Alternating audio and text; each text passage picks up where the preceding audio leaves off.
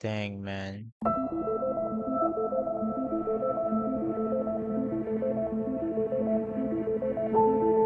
It's been a while since I played this game.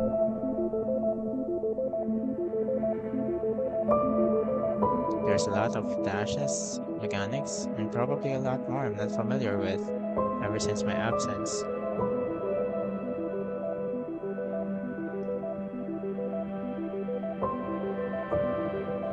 But do you ever wonder,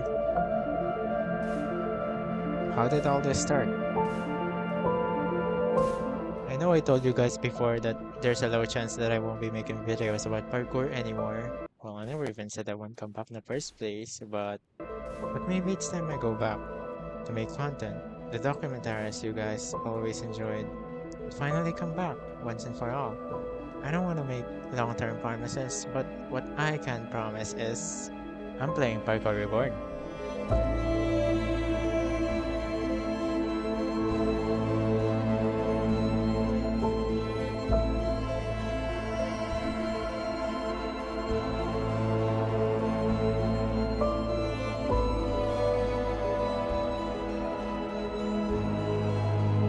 The day Parkour was created, Hudzel decided to make a game we all know as Parkour.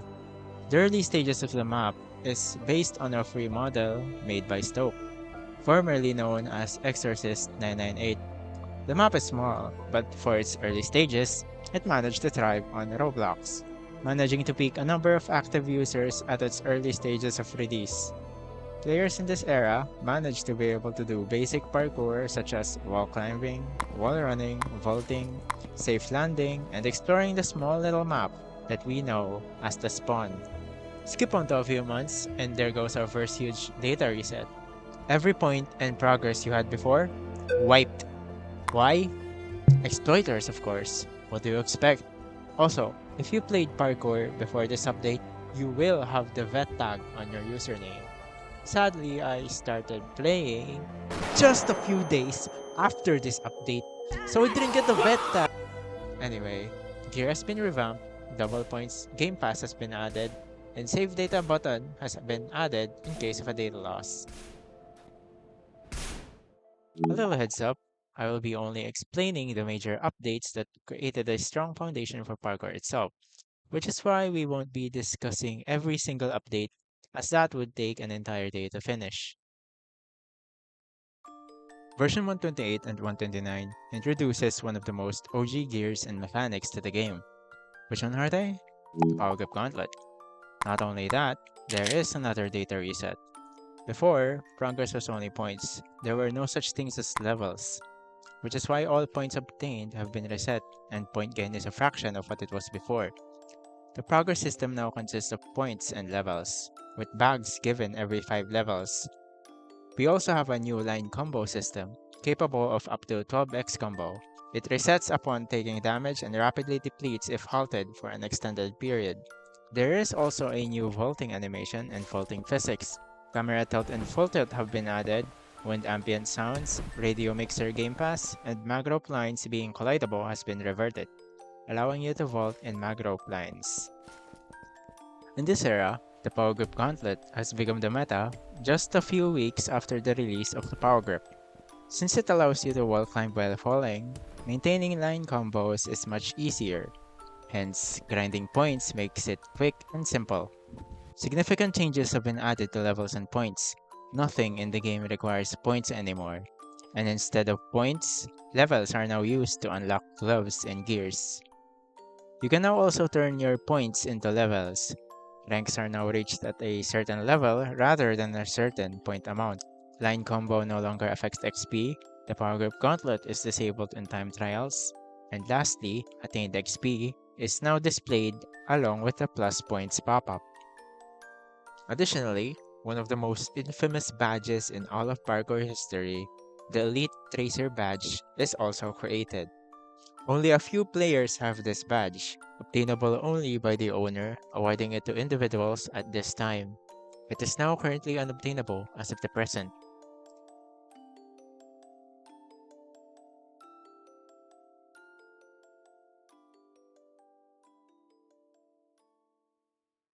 A few updates, versions, and bug fixes later, a lot has changed during this time period. To sum it all up, there are several bug fixes and quality of life updates added to the game. There is also a map expansion, improved lighting system, new UI, seasonal updates, new skins, private server commands, session multiplier, new ranks, and it can now rain. Wait, this isn't V138. It's V1.38? Always has to go. Welcome to the 1.x era. Don't ask me why the devs switched to 1.x, I have no idea. Perhaps it's changed to maybe simplify version numbers? Anyway, on to 1.4 and above. Artifice and Sybaritic gloves are added to the gear roster. I hope I pronounced that right. Drop-down sliding was added. Gee, I wonder how this mechanic blossomed into. North, south, east, and west signs at map borders were added. An SVET DAG was added for players who own the old Tipjar Game Pass, and 3 of the most historical Game Passes have been added. Blaxicola, Grappler, and Evo Glove. Well, maybe except the latter.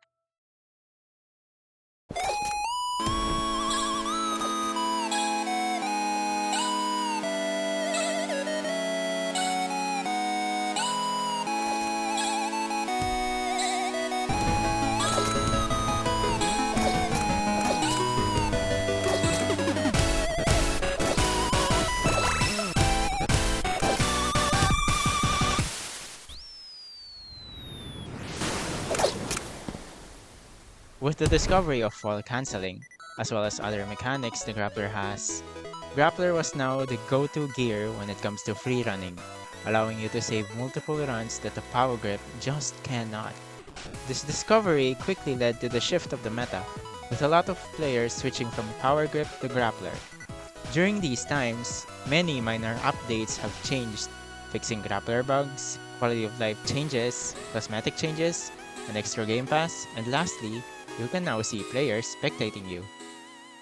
Furthermore, the Adrenaline Belt was added alongside these time periods. Equipping it will allow you to gain extra temporary speed. I wonder how this drug will affect the future of this game. Don't do drugs, kids. Moving on to 1.59 to 1.7, a new gear was added. This time, it's free. Yes, our very first game-changing free left arm gear. You can probably guess what it is.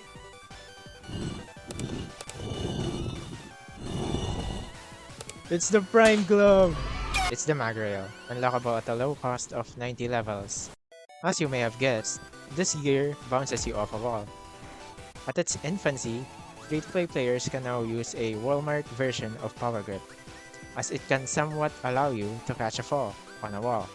Well, the good gears were locked on a Game Pass paywall, so if you weren't planning on spending a dime on this game before, you're locked to the Mag Rail only.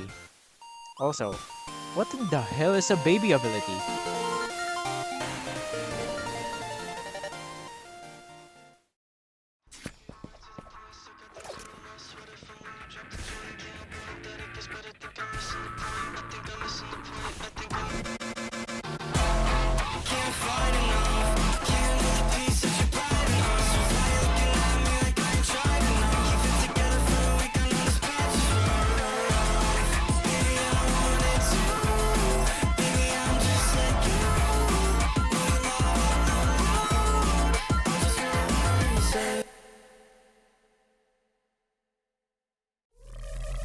Wallrun dashing.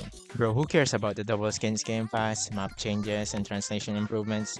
All we need to focus on is the addition of the Wallrun boost, also known as the Wallrun dash. This mechanic is where it all started. The routes, the gaps, the rank. This is where the game went from simple parkour all the way to Mach 10 speed. Although it's not really what you think it is from the start. Initially, players were only starting to explore this new mechanic. There were no such things as grappler dashing, drop-down dashing, coil dashing, or you name it. All we really had was this. Oh, but no, it didn't take too long for players to realize the sheer power of this mechanic.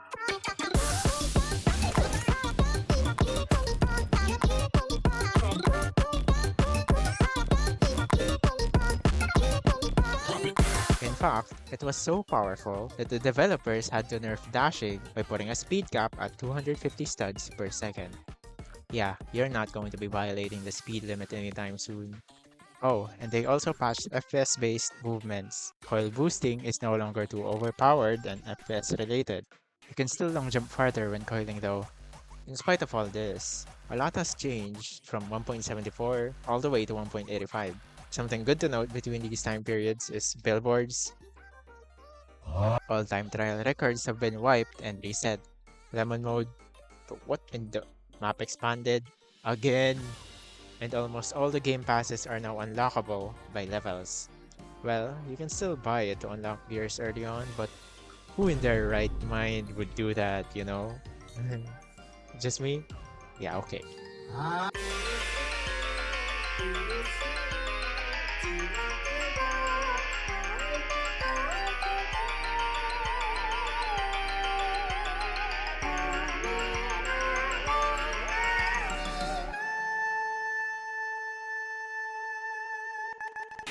This game mode is probably the biggest reason as to why parkour changed from a casual experience to a competitive nightmare. In this mode, there are 3 game modes to choose from: Grappler, Magrail, and Gearless, each of which has separate ranks and separate gears to choose from. So if you don't like Grappler, then queue in Magrail or Gearless then. Inside, this game mode mainly focuses on 2 players set in a 1v1 format. One is assigned to be a follower, and the other is assigned to be an escaper. The escaper escapes the follower, of course, while the follower follows the escaper. The further away the follower is from the escaper, the more the escaper gains points. Closer the follower is to the escaper, the less they gain or lose points.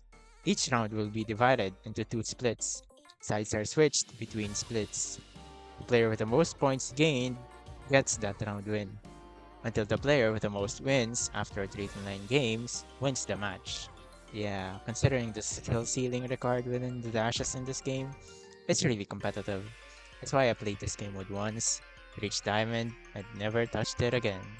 As I know for a fact that this will either get toxic or too competitive sooner or later. Anyway, with the addition of this new game mode, this caused many players to return to the game, especially competitive players who are attempting to conquer the ranked leaderboard. Needless to say, they were quick to reach the highest ranks. It only took them a few weeks to invent some techs until the skill ceiling grew and grew, allowing for the invention of absurd mechanics inside the game. Mind you that all this came from an update that single-handedly changed the entire aspect of the mechanics.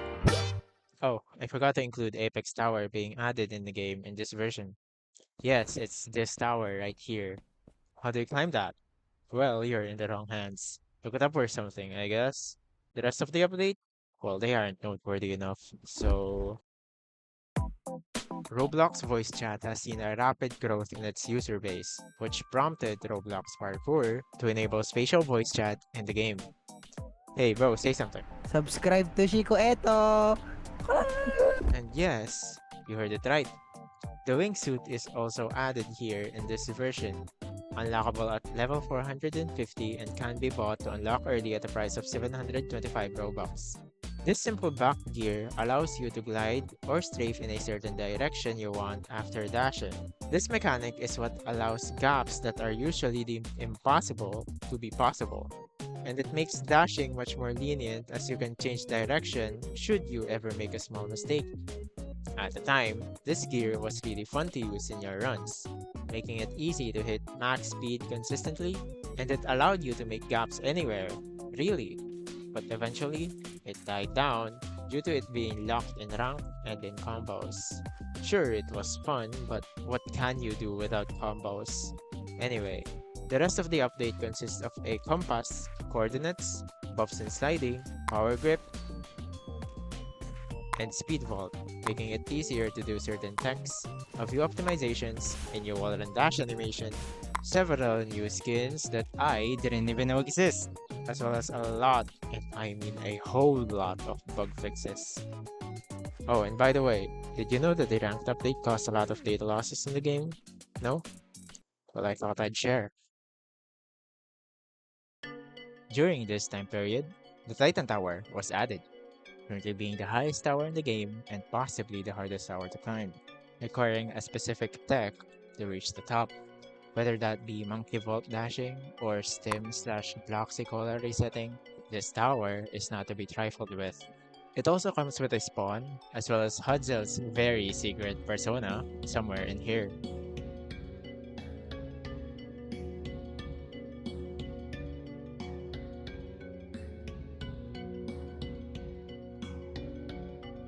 Mobile support was also added, allowing you to play the game on mobile.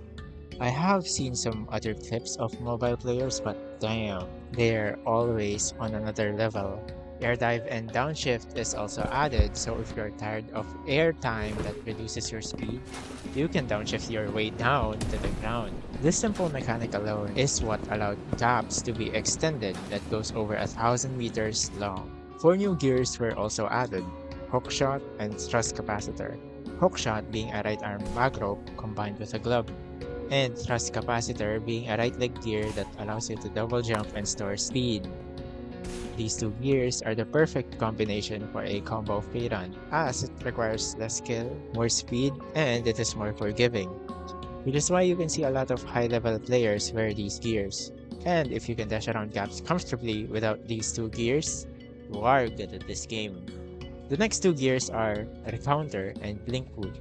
Recounter being a good replacement for Adrenaline, as this back gear can allow you to restore your ammo mid-air, which can be used again after you touch the ground. But Adrenaline is a more popular choice as it is used in tank mode. Blink Boot is a right leg gear that allows you to teleport in a set radius around you. You can also abuse this bug well, but since Thrust Capacitor is a more popular choice, I don't see many players use this often. And lastly, here's some funny stuff in the changelog. Added Gish? I think it might be fish. Get it? Fish becoming gish.